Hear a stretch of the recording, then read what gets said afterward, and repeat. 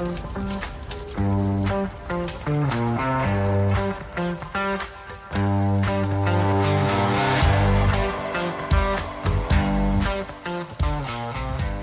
and welcome to Fire Headlines, where we cover the hottest topics in fire service news. I'm your host, Samantha Didion, and today I am joined by the panel, Chief Bob Horton and Chief Jeff Buchanan. This week we are discussing cash bonuses to address staffing shortages. An article recently shared in the Daily Dispatch discusses Baltimore City approving a $7,500 retention and recruitment bonus program to address a shortage in EMS personnel. Jeff, I know that you have dealt with cash incentives during your time in Las Vegas, so I want to give you the floor to explain your experience and give some thoughts on this topic. Well, it's great to see you, Samantha. BOB, always a pleasure. I really did. I was right in the middle of this exact topic. And I think what's first important for the listeners is to unpack a couple of things. I'm in Las Vegas. This is a couple of years ago, very similar problem, which is still ongoing today, shortage. And from the budgetary process, I'm going to point a couple of things out. At least in my experience in Nevada, I found it to be the same when I have discussions with other administrators with experience across the country, very similar, that each municipality has what's called FTEs, full-time equivalents. Full-time employees is how most of us translate that particular acronym. And for example, you might have in a department, let's just pretend that you have 50 paramedics and 50 firefighters. Now, that's the city of Las Vegas, whereas North Las Vegas at one time only had firefighters.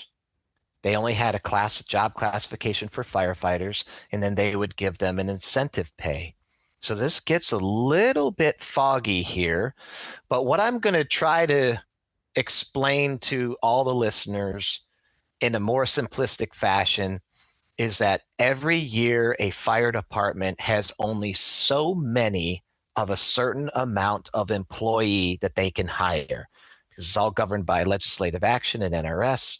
And you can't just have, for the sake of this discussion, oh, you know what? I just want to hire 200 firefighter paramedics. So that being the case, we all have these limitations to how many firefighters or firefighter paramedics that we can actually employ at a fire department. That's where I was at in Las Vegas. And so as I'm gathering information and going on my station tour, someone says, hey, Chief, have you ever thought about bonusing? And I'm like, you know what? We never tried it before. Let's give it a whirl. But understand in this particular case, as I was mentioning before, the description that I was looking to fulfill was a lateral firefighter, which has a complete job description that was separate. And I only had so many of these positions in the firefighter paramedic realm that I could fill. Let's call it seven or eight.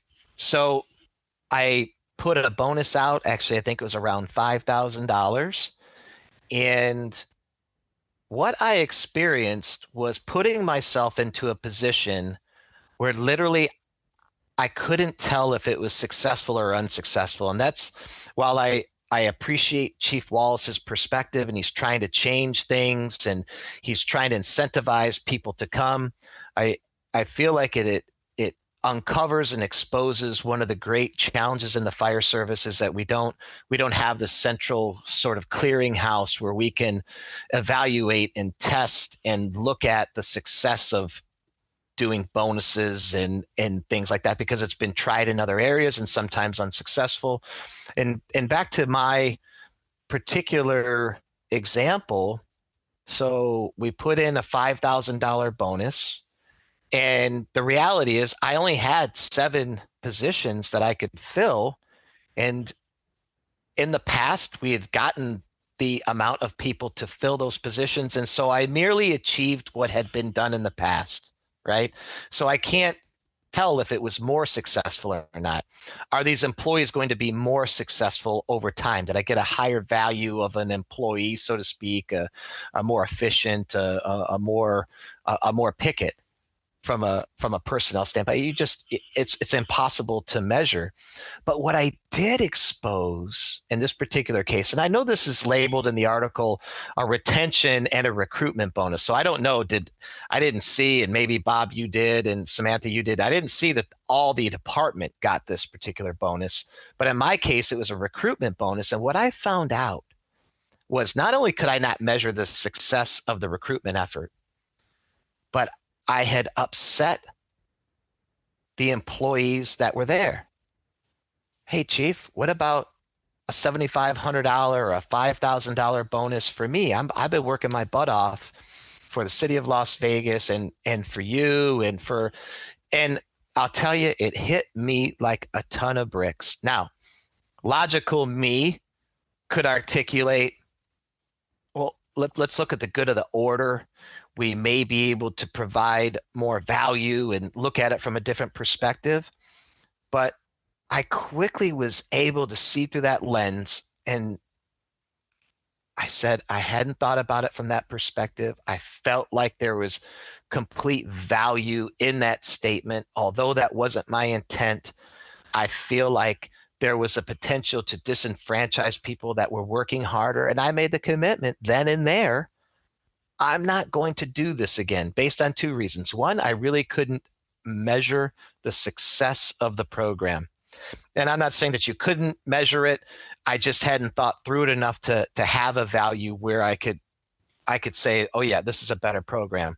That was point number one. And point number two, I think that it is important to understand and respond to some of the responses from the employees, not all the time, because I think it's very hard to make progress and make good decisions if you do it all the time. In this case, it made complete sense. And then point number three, which I didn't touch on throughout the last bit of my communications, we're talking through this, is that, there's been plenty of research out there that money really isn't the sole motivator to get people to do certain things. And I just think kind of combined, it was for me, I will say, I can't say it was a failed experiment, but it certainly wasn't one that I believed produced optimal results. So on the one hand, I completely am excited about Baltimore. Let's try to fix this. Let's be bold and try to offer more money to entice people. And then on the other end, I'm like, what does success look like from my own experiences? What will the rest of the employees think? Will you reduce productivity there? And ultimately, are you putting yourself in a better position that you were before the incentive, now after it? And so, I definitely have mixed feelings when it comes to, or at least in my case, how successful this is going to be for the fire department. Those are some great points, Jeff, and a really useful point of view for other leaders possibly looking at incentives to fix staffing shortages. Bob, what about you? Do you agree with these points? Let's hear some of your thoughts. Two things stood out to me on this particular article. I want to acknowledge that it may just, in fact, be how the journalist wrote the article, but two things stood out. One, they hope the $7,500 retention and recruitment bonus will help fix the problem. No, it won't. I'll get to that in a second. And the second piece, which is aligned with whatever the problem is, but I'm gleaning out a little lower from finance, someone out of the finance office from the city says, it puts us in the fight. We're on the lower end of our comparable organizations, and this is going to bring us up more to the middle of where we can be competitive. So where we're going here, Samantha, is what problem are we trying to solve with an incentive? And an incentive broadly is, we'll call it an offering, and particularly a financial offering from an economic incentive perspective to induce a certain behavior. In this case, let's assume it's to recruit people into the organization to fill vacancies, because it wasn't clear in the article, Jeff, to your point, it was the $7,500 offered to all the other employees who are underpaid as part of the market anyhow. It looked like it was a one-time offering. So let's pay attention to that. One-time offerings of money are not going to fix a structural problem. This is a supply and demand labor economics argument, which we've talked about on this show before. You have 80 positions, you're short so many, and you're trying to attract people. Here's why I'm so assertive to my point that this isn't going to work. You offer $7,500 to bring yourself to the middle of the comparables. Like you definitely have a funding challenge for these positions. The next organization is going to offer an $8,000 incentive and steal them right back. This is about too low of a supply of paramedics or EMS providers in that system, in that network. And just offering more money is only going to raise the game of back and forth to other agencies who are just going to do the same. And it assumes a motivation. It assumes that motivation purely driven by money.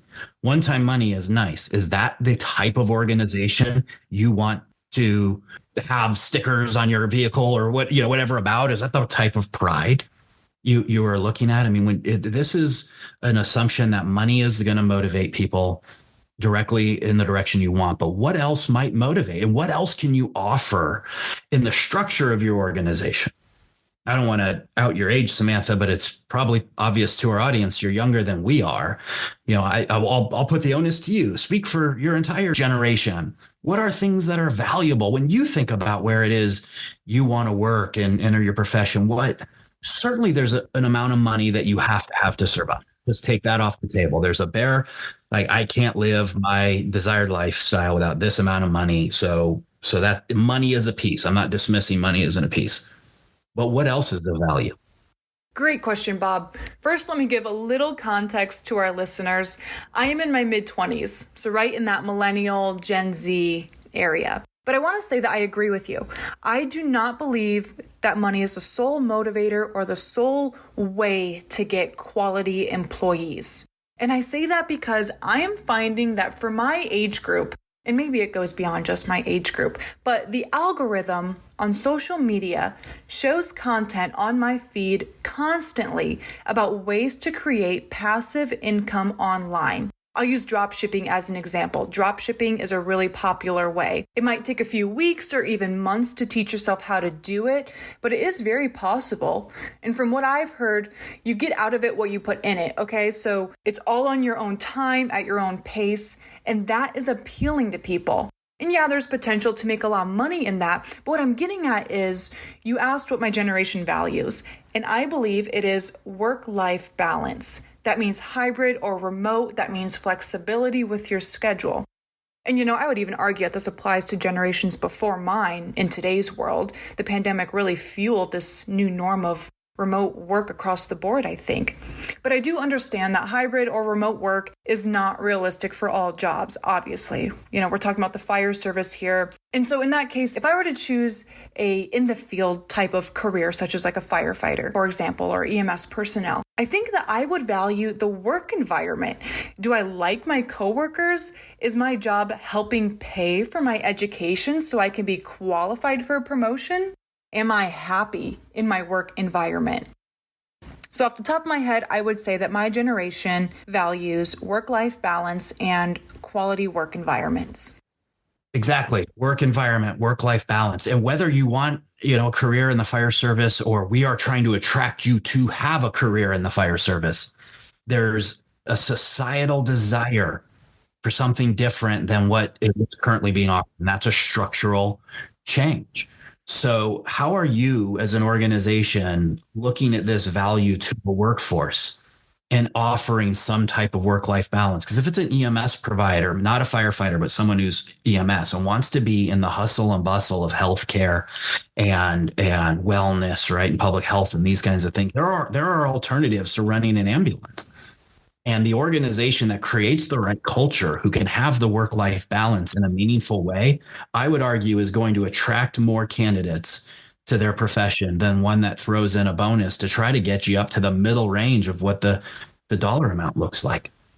One more point, and then I'll be done. And Jeff pointed this out. He experienced this real time about a well-intentioned leader in city is trying to say, we're running out of plays. We have a little bit of money, a little one-time money. Let's throw it at the problem and see if it works. And as the chief, you wouldn't say, nah, I don't want, no, keep your money. Like, I get why we approach that.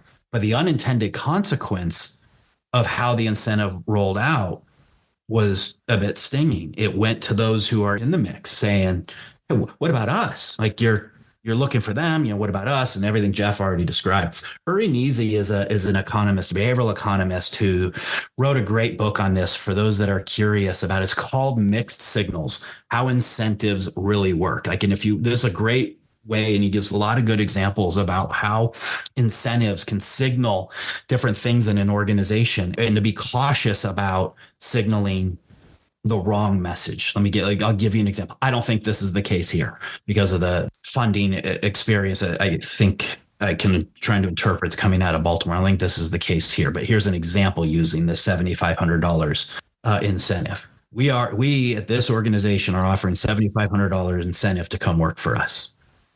A mixed signal, according to Uri's lens on this, would say maybe that person pauses for a minute and says, what is it about that job that you have to offer me $7,500 to come work for you that I need to be concerned about? Why are you having to offer this money this way? There's a reason why people aren't coming to work there, and I want to be curious about that. And that's an example of how he looks at incentive. Now, I think we all need to look at incentive the way that we go. Takeaway for fire chiefs is it's easy to look at the economic variables in the position description that you have. How many days off do you offer? Which is both, actually, I would say, an economical and a psychological benefit versus, a purely financial. So an economist says, how much is the position getting paid? The pay should matter to someone making a decision. They should want to optimize or maximize their pay. That's an economic lens on this. You take off the economist hat, put on a psychologist hat, and they say, what motivates someone to come to work? What is the purpose that they feel? What is the support they feel in that organization? And to your point, Samantha, what people are talking about is, what does balance look like? And how do you offer balance? And that's more of a psychological, although arguably a bit economic too, but mostly a psychological condition. Now, if you're trying to attract people to your workforce, I'd be looking at how do you get closer to the psychological variables and values of today's budding workforce, those who are coming into the workforce. What's important to them? Housing's really expensive. Sure, $7,500 bonus will help with that, but there are other housing incentives that I think communities could look at. Cost of education is expensive. How are you working on helping that? How are you supporting families? So on and so forth. So I'll leave it a bit. We could unpack all the options of what needs to go on. I want organizations to think bigger than we've got a little bit of money. Let's just go ahead and sling it at a bonus and see if it works. The reality is there's no evidence that this has worked in the fire service. Good points, Bob. And I also want to bring into perspective another rob piece people from other agencies. And that's what, and I'm not mad at Las Vegas. Encourage for doing what they were trying to do with the laterals. Jeff can talk about that, and people understand the laterals are experienced firefighters from another organization. Or the discussion that we were talking about, there are only so many things. That's an effort to steal them from another organization. That doesn't help. That doesn't put more people into the machine of public service and public safety. For the city of Las Vegas, survival of the fittest strategy to say we are hemorrhaging, we are suffering, we can't provide service, and we're going to take from somebody else. 19 to do that. Rovers.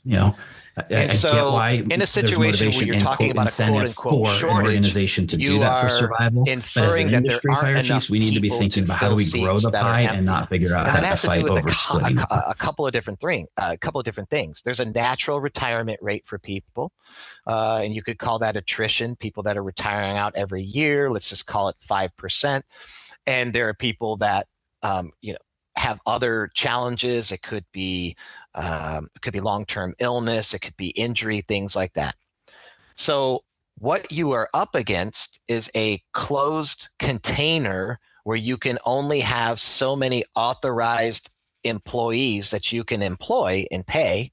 And then you have people that are constantly retiring. And then you have some of those people occupying a financed or funded seat that actually isn't. They're not working for any number of a couple of reasons. So what you have to do as an administrator is you have to increase your job pool.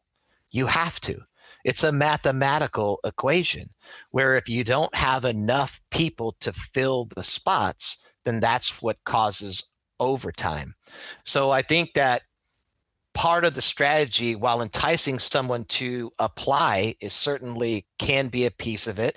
I've already explained where I think that was not a strategy that worked optimally, or one you could say it didn't work at all, however you want to look at that. I think that the other side to this equation is one must go to the person or persons that are creating the budget, and you have to increase the FTEs in order to combat the situation. So, because if you don't, you are perpetually going to be chasing your tail, whether you have enough people enticed to apply or not, because a recruit academy is somewhere between 3 and 6 months, and then you have people that are gradually retiring. So you're constantly chasing your tail. You're constantly chasing this gap that can never be completed unless you find a way to increase it. Before we wrap up this week's discussion, Bob, can you leave our fire service leaders with some final advice pertaining to retention and recruitment? As I mentioned in the article, they talked about hoping that this incentive fixed the problem. Fire chiefs, let's take a pause and examine and clearly define what is the problem. Jeff just did a great job of explaining these different mathematical computations of seats and trying to meet response standards and so on and so forth. And that's all part of it. But there are also fundamental assumptions in the fire service that need to be asked and explored. What alternative shift scheduling can you offer? Now, you didn't just hear me say wholesale change the type of shifts. But do you have choice in shift? Some work 48, 24-hour shifts. Some maybe are on 48. You offer 12-hour shifts. Are there 10-hour shifts? Are there alternative assignment in your organization? And are you communicating that broadly with the potential selection pool? Do you offer things that are valuable to a community? Where we have this arguably false assumption of a generation who doesn't believe in community service or volunteering, and it's completely untrue. We have a generation that is actually quite committed and dedicated to serving their community. But how we think about it is not how they think about it. And we're not having that big conversation about where do our values align? Where does a career in public service and public safety align with the values of those entering the workforce? Because if the idea is to continue to jam a square peg into a round hole, this is why we're hemorrhaging firefighters. And this is why we're having recruitment issues, because we are not stopping to say, what is the problem? And what does the system or structure of the American fire service look like, and how could it look differently? So my message to fire chiefs is zoom out on this issue. And it isn't about the easy low-hanging fruit things like I'm going to offer a little bit more money. That's going to solve our issue. Major supply problem, major demand problem. We need to focus on both sides and have real conversations about what the fire service needs to look like going forward. Yes, I think that is a great ending point. Of course, we are wishing the best of luck to the Baltimore City with this incentive, but maybe this episode was an eye-opener for fire departments struggling with a similar issue. So thank you, Chiefs, for joining us today, and thank you to our listeners for tuning in. A link to the article we discussed can be found in our show notes. And if you haven't already, be sure to subscribe and follow us on social media. If you have a question for the panel, please reach out to us at fireheadlines@WFCA.com and let us know what's on your mind. We'll see you back here next week for more Fire Headlines.